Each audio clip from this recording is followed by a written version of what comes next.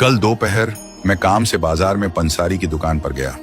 मुझसे पहले उसकी दुकान पर एक महिला वहां पर खड़ी थी। उस महिला के हाथ में एक डलिया में लड्डू गोपाल जी थे।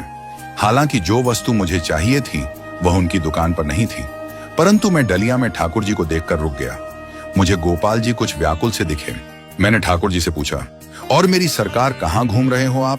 ठाकुर जी बोले, मत पूछ बाबा, पिछले 2 घंटे से बाजार में भूखा प्यासा घुमा रही है। प्यास के मारे मेरा कंठ सूखा जा रहा है।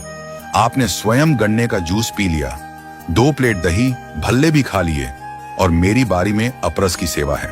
ये सुनकर मैंने कहा, सरकार जल की व्यवस्था तो मैं कर दूंगा, परंतु इस महिला का कैसे करें? इस महिला के सामने कैसे जल पिलाऊंगा? ठाकुर जी बोले, बाबा तू जल लेकर आ, मैं कुछ उपाय बताता हूं। मैं पास में ही एक दुकान पर गया और एक पानी की बोतल ले आया।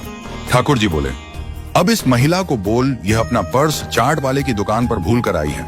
मैंने महिला से बोला, आप अभी दही भल्ले खाकर आए हो क्या? महिला इधर उधर अपने देखने लगी। वो सोच रही थी, कहीं मेरे कपड़ों पर कोई चटनी तो नहीं लगी है। महिला ने मुझसे पूछा, आपको कैसे पता? मैंने कहा, जी मैं अभी उधर से ही आ रहा हूं। वो चाट की दुकान वाला मेरा जानकार है। उसी ने मुझे बताया कि बाबा एक महिला जिनके हाथ में ठाकुर जी हैं, यदि आपको दिखें तो उसको कहना कि वो अपना पर्स मेरी दुकान पर भूल गई हैं। अब उस महिला की सांस रुक गई। वो कहने लगी, हाय राम, मेरे पर्स में तो कुछ गहने और 10,000 रुपए हैं। उसने आप देखा ना ताप गोपाल जी को पंसारी के काउंटर पर रख तुरंत भागी। अब मुझे मौका मिल गया था। मैंने तुरंत पानी की बोतल खोली। उस समय तुलसी दल की व्यवस्था न होने के कारण मैंने ठाकुर जी की कंठी माला से जल का स्पर्श करवाया और ठाकुर जी को जल पवा दिया। ठाकुर जी बोले, बाबा अब जान में जान आई। कुछ देर में वो महिला सामने से आती दिखाई दी। मैंने ठाकुर से कही, सरकार यदि आपकी आज्ञा हो तो इसे 2-4 अच्छी सुना दूं। ठाकुर जी बोले, रहने दे बाबा, तू किस किस को सुनाएगा? यहाँ तो ज्यादातर लोगों का यही हाल है। कहीं जाना हो तो हमें साथ में ले जाते हैं और खाने पीने घूमने का शौक किया करते हैं। मुझे तो अब आदत सी हो गई है। तू अब जा, यदि यहीं रहा तो तेरा इससे झगड़ा हो जाएगा।